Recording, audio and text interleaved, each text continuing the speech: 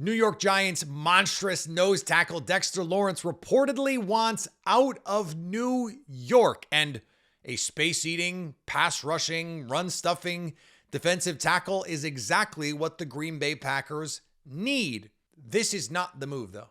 This does not make sense for the Packers, and at cost, the reported cost, I'm not sure makes sense for anybody.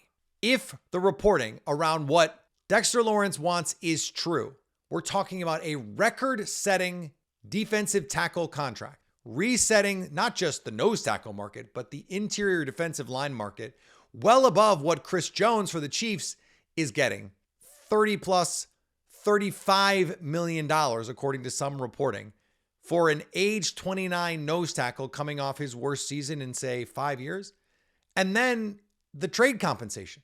The reported trade compensation, at least as it's being discussed by league sources, is a top 50 pick at least, maybe a late first, early second, a second round pick and stuff, all for the pleasure of paying $35 million to a guy who's going to be 30 years old in a season.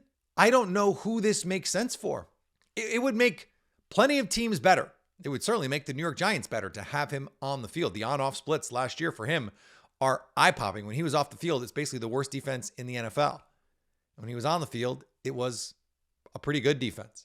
But the cost of the draft capital and then the contracts that you're going to have to give him, I just don't think that makes sense for the Packers. If they did it, he would make the Packers better, no question. But you have to incorporate the value here, and it just doesn't make sense.